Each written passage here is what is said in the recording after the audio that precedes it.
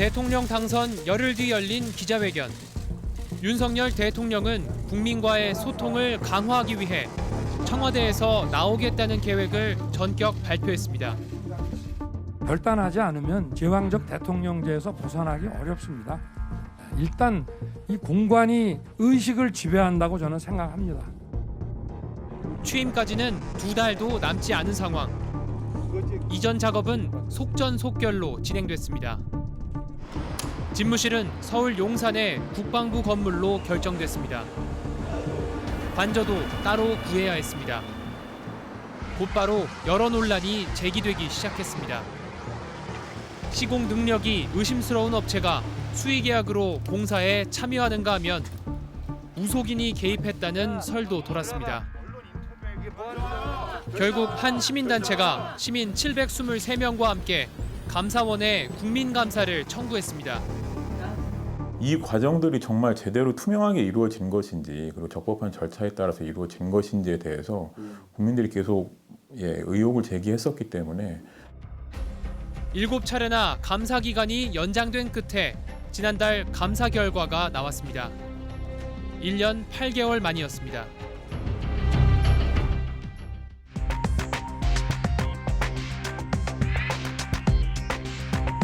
안녕하십니까, 이휘준입니다. 오늘 스트레이트는 먼저 대통령 집무실과 관저 이전을 둘러싸고 제기되어온 논란부터 짚어보겠습니다. 신주명 기자가 나와 있습니다. 신 기자, 지금 가지고 나온 게 감사 결과 보고서죠? 네, 180페이지 분량인데요. 대통령실 이전 공사 과정에서 확인된 문제점들이 적시돼 있습니다. 감사 결과를 꼼꼼히 살펴봤습니다. 서울 도봉구의 조그마한 상가 건물 점포. 유리에는 임대문이 글이 붙어 있고 내부에는 먼지가 뿌옇게 쌓여 있습니다. 2년 전 대통령 관저 리모델링 공사에 참여했던 하청업체 중 한 곳의 주소지입니다. 당시 1억 4천만 원짜리 도장 공사를 했는데 알고 보니 업종 등록을 하지 않은 무자격 업체였습니다. 재작년 3월 대통령실 이전 계획을 처음 발표할 때만 해도 관저는 육군참모총장 공관으로 이전할 예정이었습니다. 규모나 이런 거 관계없이 제일 잘 안 쓰는 거, 그 육군참모총장 공간이 제일 적겠어요. 그래서 그 공간을 조금 손을 봐가지고 거기서 쓰시려고 합니다. 그런데 한 달 뒤 외교부 장관 공관으로 관저 이전지가 바뀌었습니다. 감사 보고서에 따르면 외교부 장관 공관을 대통령 관저로 보수하는 공사는 22년 5월 15일부터 7월 말까지 진행됐습니다. 인테리어 등 실내 건축, 기계 설비, 증축, 전기 통신 소방 등 크게 4가지 공사가 수의 계약으로 이뤄졌습니다. 공사 전반을 주관한 곳은 21g이라는 인테리어 업체였습니다. 실내 공사를 하면서 18개 업체에 하도급을 줬습니다. 그런데 앞서 나온 도장업체를 포함해 경량 철골, 금속, 방수업체 등 15곳이 무자격 업체였던 것으로 밝혀졌습니다. 감사 보고서에도 있습니다만 저 사실 자체는 저희가 전혀 모르고 있었습니다. 행안부에서는. 그 인테리어업자가 임의로 아마 불법 하도급을 준 것 같고요. 21g 측은 감사원 조사에서 조기 완공을 위해 빠른 시공을 진행하는 것이 우선적으로 고려해야 할 사항이라고 판단해 무자격 업체인지 미처 확인하지 못했다고 진술했고, 대통령 비서실은 당초 1,500만 원 미만의 소규모 공사로 보고 시작해 면허를 확인하지 않았다고 답변했습니다. 외부 증축 공사에서도 문제가 드러났습니다. 증축 면적은 45제곱미터, 사우나 시설과 드레스룸 공사였던 것으로 알려졌습니다. 드레스룸과 사우나로 추정은 된다라고 하셨는데 그런 걸 설계했던 건 맞는가 좀 궁금해서요. 네, 설계한 건 맞습니다. 거기에 대해 관저 건물에 대한 설계 및 감리를 모두 진행했으니까요. 대통령 비서실은 이 공사도 처음엔 21g에 맡기려 했습니다. 하지만 21g은 실내 건축 공사 면허만 있어 증축 공사를 할 자격이 안 됐습니다. 이 사실을 알게 된 대통령 비서실 측은 21g 측에 다른 업체를 소개해달라고 부탁했습니다. 이후 행안부는 21g이 소개한 제주도 소재의 한 종합 건설사와 계약을 맺었습니다. 그런데 정작 실제 증축 공사는 또 계약을 맺은 업체가 아닌 다른 업체가 했습니다. 역시 실내 건축 면허만 가지고 있어 증축 공사 자격이 없는 곳이었는데 계약을 맺은 종합 건설사 대표의 친형이 운영하는 업체였던 것으로 드러났습니다. 7평짜리 그 기둥 세우고 이렇게 판넬 붙이는 정도기도 하고 소규모 공사에서 뭐 그냥 그런 게 크게 뭐 그러니까 어떻게 해야 되는지에 대해서 크게 생각 안 하고 공사는 계약을 맺지도 않은 상태에서 허겁지겁 시작됐습니다. 21g이 공사에 착수한 날짜는 22년 5월 15일. 1차 계약은 그로부터 열흘 뒤인 25일에 7월 말에 끝난 2차 공사 계약은 8월 16일에야 체결됐습니다. 사실 저도 처음 갔을 때는 야 이거 문제 나중에 혹시나 이런 일이 생기지 않을까라고 생각하면서도 바쁘다 그러고 하고 당장 뭐 다음 달에 뭐 입주해야 된다고 하니 저희는 그 업자기도 하고 하여튼 여기 대한민국 사는 사람으로서 당연히 해야 되는 일이라고 생각도 했고 관저 이전에 처음 책정한 예비비는 14억 4천만 원이었는데 공사 금액은 35억 7천만 원으로 늘어났습니다. 관저 위치가 육군 참모총장 공관에서 외교부 장관 공관으로 갑자기 바뀌면서 사업 계획을 면밀히 수립하지 못해 생긴 일이었습니다. 대통령이 머무는 공간으로 보안과 방호가 핵심인 관저인데 이러다 보니 공사가 계획처럼 제대로 이뤄졌는지 확인하는 과정도 부실했습니다. 업체는 최종 증축 내용이 담긴 도면을 제출하지 않았고 행안부는 준공 검사도 하지 않았습니다. 그런데 준공 검사 조서에는 행안부 담당자들의 서명이 있었습니다. 대통령실이 자체 점검했더니 문제가 없었다는 공문을 보내와 그대로 믿었다는 겁니다. 행정안전부가 뭐 아주 껌껌이 달라붙어서 뭐 준공검사라든지 그런 걸 못한 거는 사실인 것 같습니다. 다만 그렇게 된 이유는 아까 말씀드렸다 바와 같이 그 용산 비서실에서 12명의 전문가가 동원해서 아무 문제가 없다라는 확인을 저희 행정안전부에 공문 형태로 보냈다고 합니다. 그래서 그것을 믿고서 저희가 서명을 하게 된 것이다. 감사원은 대통령실과 행안부에 주의와 후속 조치를 요구하고 이전 사업을 총괄한 김호진 당시 관리비서관 1명에 대해서 관련 자료를 인사혁신처에 넘기라고 통보했습니다. 여러 문제점이 드러났지만 관저는 보안시설이라 수의계약 체결이 가능했고 대통령실 이전 결정에 직권남용이 있었다고 보기 어렵다는 결론을 내렸습니다. 국민감사를 청구한 참여연대는 국민이 아닌 대통령 눈치를 본 감사 결과라고 비판했습니다. 공무원들 같은 경우에는 예산도 확보되지 않고 계약도 체결 안 됐으면 당연히 움직이지 않을 거거든요. 그러면은 그 과정에서 분명히 누군가 의지가 강하게 작용했을 것으로 추정이 되는데 감사 보고서에서는 그런 내용들이 전혀 담기지 않았고 그냥 단순히 위법 사항이 있다는 정도에 그쳤기 때문에 사실 뭐 거의 밝혀진 게 없다고 볼 수 있을 것 같습니다. 급하게 관저 이전지가 바뀐 점이 문제의 원인으로 지목됐는데 왜 육군참모총장 공관에서 외교부 장관 공관으로 위치가 변경됐는지 정작 이 부분은 명쾌하게 밝혀진 것 같지는 않습니다. 네, 여기에 이전 공사의 핵심 업체 21g이 공사를 맡게 된 과정도 여전히 불투명합니다. 대통령실 이전 공사를 총괄한 김호진 당시 대통령실 관리비서관. 2년 전 국감에 출석했을 때 경호처가 21g 선정 과정을 관리한 것으로 안다고 답변했습니다. 그래서 실제로 수의계약하도록 사전에 업체를 지정해 준 사람이 누굽니까?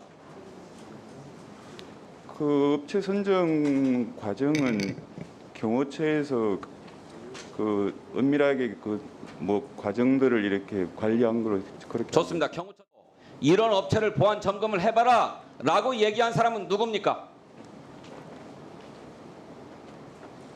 저희들한테 그걸 지시하거나 의원님 그 21g은 매출액 39억 원, 직원 8명 규모의 크지 않은 실내 건축 업체입니다. 그런데도 대통령 관저 이전 공사를 수의 계약으로 따냈습니다. 논란이 되는 이유는 이 업체 대표 김모 씨와 김건희 여사의 인연 때문입니다. 지난 2012년 당시 디자인 업체 실장이었던 김 씨는 김 여사가 운영한 코바나 컨텐츠가 주최하는 전시회에 디자인 설계와 시공을 맡았습니다. 김 여사가 국민대 대학원 겸임교수로 임명된 2014년엔 같은 대학원을 다녔습니다. 이후 21g을 창업한 김 씨는 2016년부터 19년까지 코바나 컨텐츠가 기획한 여러 전시의 전시장 디자인에 참여하고 협찬도 했습니다. 2018년엔 코바나 컨텐츠 사무실의 설계와 시공을 맡기도 했습니다. 시공 능력은 없는데 김건희 여사와 직간접으로 관련된 업체들이 공사도 수주하고 설계 감리도 수주했습니다. 이게 우연이겠습니까? 글쎄요, 지금 의원님께서 자세하게 말씀하신 내용에 대해서 저는 자세히 알지는 못하고 있습니다. 김 전 비서관은 감사원 조사에서 인수위에서 내부 관계자와 경호처 등으로부터 추천받아 해당 업체를 선정했지만 그 내부자가 누군지는 기억이 안 난다고 진술했습니다. 올해 다시 국감에 출석해서는 누가 추천했는지 기억은 안 나지만 김건희 여사가 추천한 건 아니라고 대답했습니다. 아직도 21g을 누가 추천했는지 기억이 나지 않습니까? 기억이 안 나니까 말씀을 못 드리는 네. 것 저도 안타깝습니다. 그럼 김건희 여사가 추천했습니까? 그런 사실 없습니다.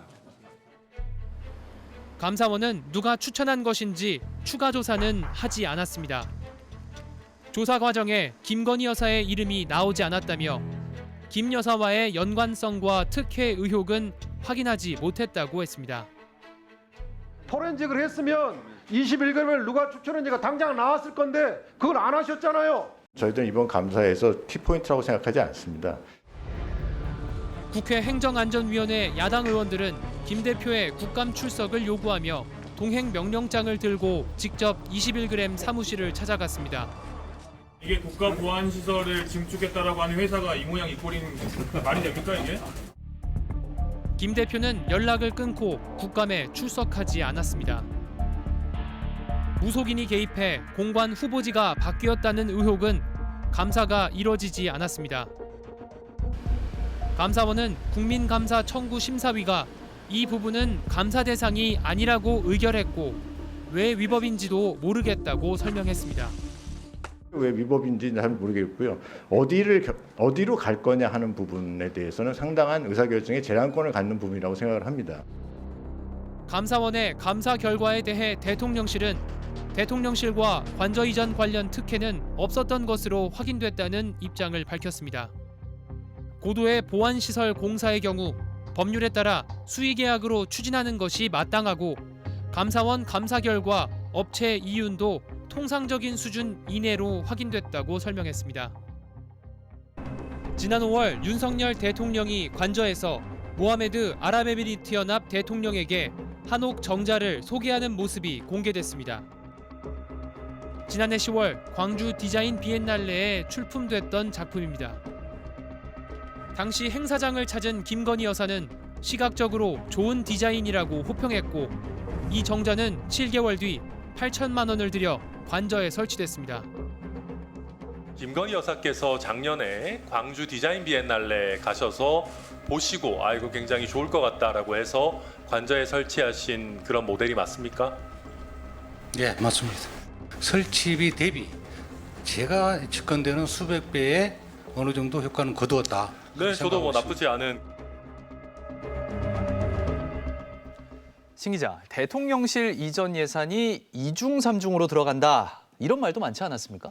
네, 집무실과 관저 모두 기존 건물을 비우고 그곳에 들어가는 방식으로 이전을 했기 때문인데요. 어느 정도 예산이 투입돼 왔는지 따져봤습니다. 윤석열 대통령이 당선인 시절 제시한 대통령실 이전 비용은 496억 원이었습니다. 지금 뭐 1조니 5천억이니 하는 이런 얘기들이 막 나오는데 그건 좀 근거가 없고요. 집무실 이전에 253억 원, 경호처 이사 비용 100억 원, 그리고 한남동 관저 공사비 25억 원 등이었습니다. 반면 야당은 국방부가 합동참모본부로 이전하면서 들어가는 비용 등 연쇄 이동에 따라 발생하는 비용까지 합치면 이전 비용이 최소 1조 원에 육박한다고 주장했습니다. 경제가 어려우니 허리띠를 졸라매 달라고 하면서 무리한 대통령실 이전으로 막대한 예산을 숨겨놓고 몰래 사용하고 있습니다. 2년 반이 지난 지금 실제로는 어느 정도의 예산이 투입됐을까요? 먼저 집무실 이전 관련 비용을 보면 경찰 경호부대 이전에 56억 8천만 원이 더 들어갔고 대통령 경호처 예산에도 당초 계획보다 86억 원이 추가로 배정됐습니다. 이 86억 원은 대통령실 도감청 방지 시스템을 강화하기 위해 편성됐습니다. 지난해 미국의 국가안보실 도감청 의혹이 불거지자 대통령실은 용산 집무실이 청와대보다 보안이 더 탄탄하다며 의혹을 일축했습니다. 이번 일에 대해서 미국 측에 우리 정부는 어떤 입장을 좀 전달하실 계획이세요? 할 게 없죠. 왜냐하면 누군가가 위조를 한 거니까. 따라서 자체 조사가 좀 시간이 걸릴 거고요. 그런데 이후 기재부와는 도감청 방지와 관련해 예비비 편성 협의를 해왔던 겁니다. 대통령실 이전으로 국방부와 더부살이 중인 합동참모본부가 새 청사를 짓는 데 필요하다고 판단하는 예산은 2,400억 원이 넘습니다.